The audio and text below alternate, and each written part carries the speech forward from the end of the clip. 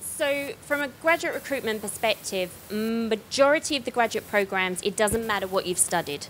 So you can have a degree in history or sociology, that doesn't matter.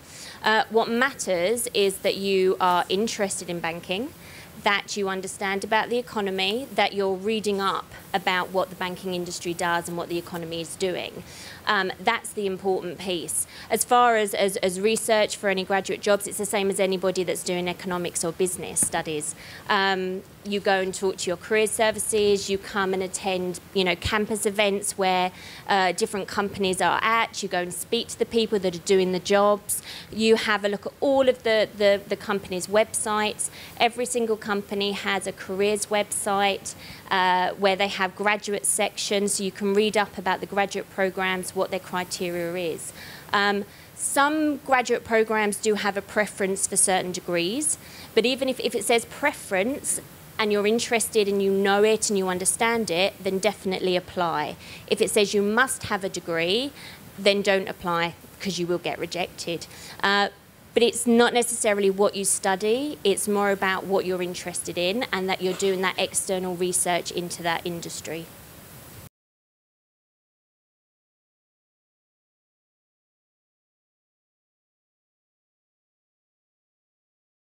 I think what you need to look at is, what is the requirements of what you're applying for and the stage that you're in right now. So, if you're someone that is just going to graduate, you probably not want to, you may take an internship possibly, but maybe a graduate training might be a better one for you, or management associate program.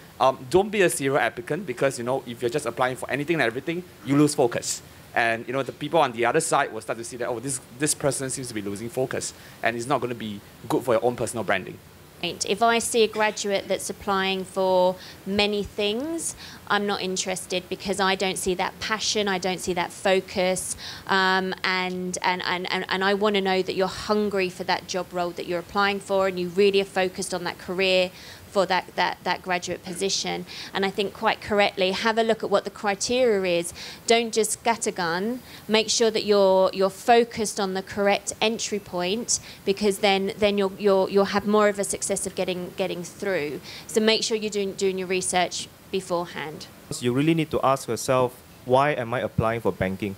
And if you can answer that question, then it becomes clear which is the route that you should be applying to. Because once you know the reason for wanting to go into banking, then it helps you decide which specific position to apply for or which specific program to apply for, whether you want to specialize in an ops, tech, or just a cross-franchise kind of program. Yeah, so you really need to ask yourself that question. In order to get into a bank, you have to have focus around the business area that you're going into. Because what we can't do is hire everybody to give you a flavour of the areas of the bank. So you have to do your research.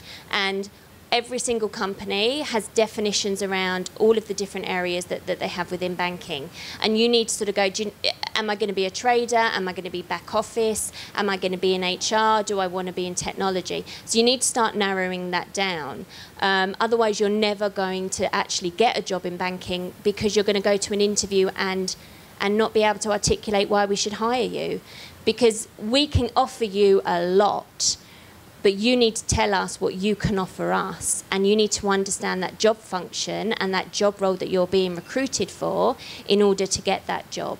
Talk to people, network, ask them, what do you do for a living? LinkedIn is fantastic in that space, because then you get to really sort of network with a number of people. It's a full-time job to get a job. It's hard work, but the more work you do, the more likely it is that you will get a job at the end of it.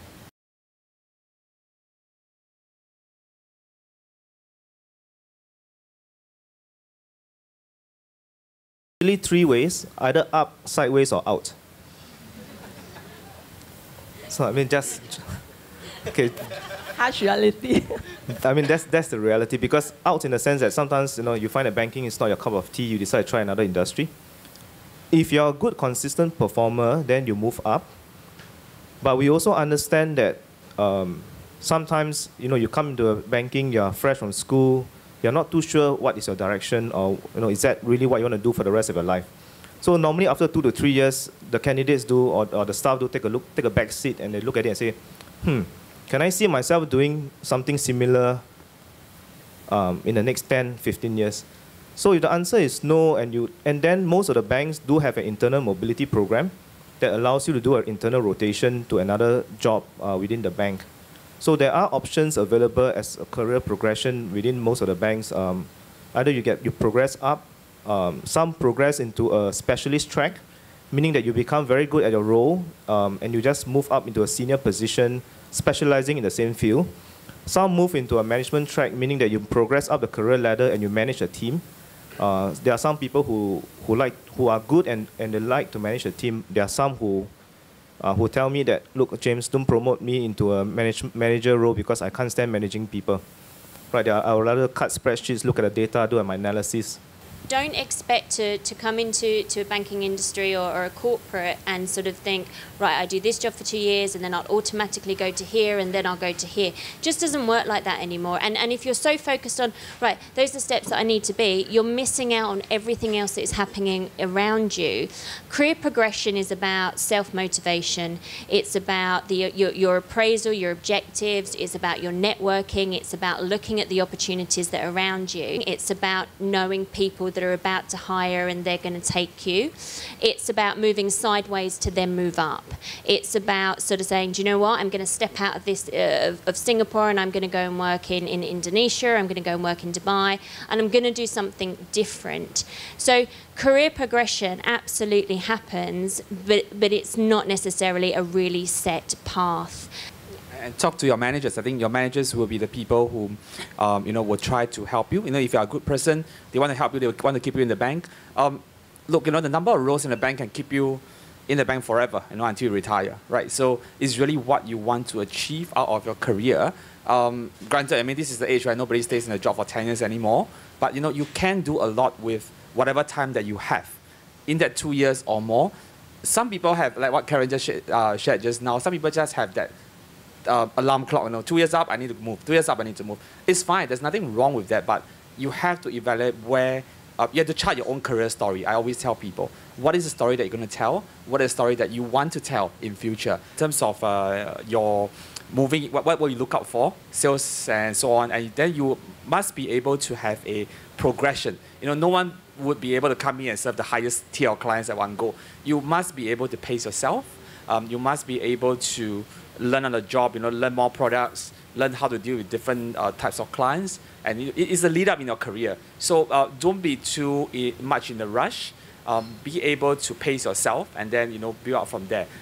Results is definitely important. Like for example, if we were to hire a priority banker, the person has a personal banking background. We look at the results. The person's results are good. We think that the person can make a switch over to the next platform. We will consider.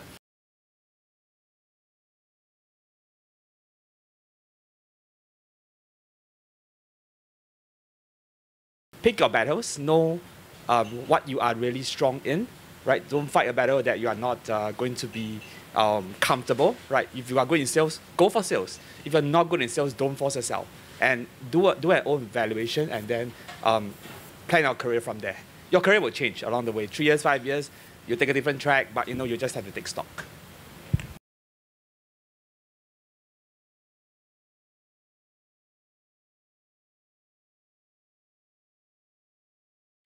From our perspective, we look for strong academics. Some companies do have a cutoff. So if you haven't met that benchmark, you won't get accepted onto the graduate programs. Others look for strong academics. So often we assume that you've gone to a certain university, you're smart, that you've got good basic academic skills, and what we're looking for is that extra stuff.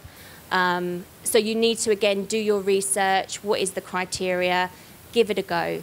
Because you might have, say, and I'm using the UK example here, a 2-2, but you might have all this extra stuff that makes us interested in you. And that could be the difference between somebody that has a 2-1, for example, but has got nothing. So it would depend on what the criteria is for the specific company that you're applying to.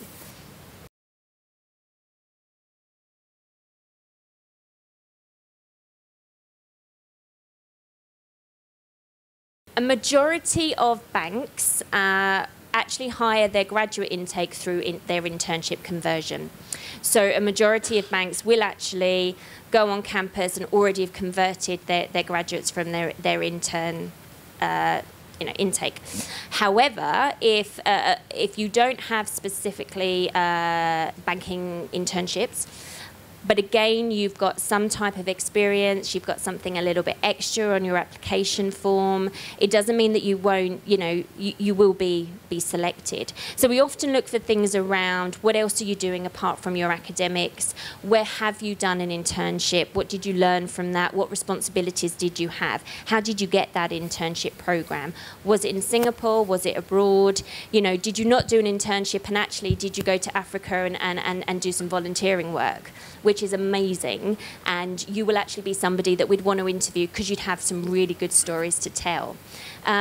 So there's a balance between, we can absolutely hire students that have all done an internship, but we want to make sure that we've got different flavour in the hiring that we're recruiting, and that we hire people that have done very different stuff. So if you can get an internship, definitely do it. If you can't get an internship, make sure that you're doing something. And any job has transferable skills if you know how to sell yourself. Right. So internships are very, very important. I totally agree with what you and Karen mentioned, that it's a story you tell from your internship that is the most important part. It's why I chose this company to do an internship with, what did I learn from it, and how my learnings from this internship can help you. Right? Like I've always found in all my interviews that what the other party really wants to hear is how all these stories you have can really benefit the company, and how you weave your own story. We all have Facebook, right? So how does your timeline tie together? What story does that tell? And how can Karen make use of that?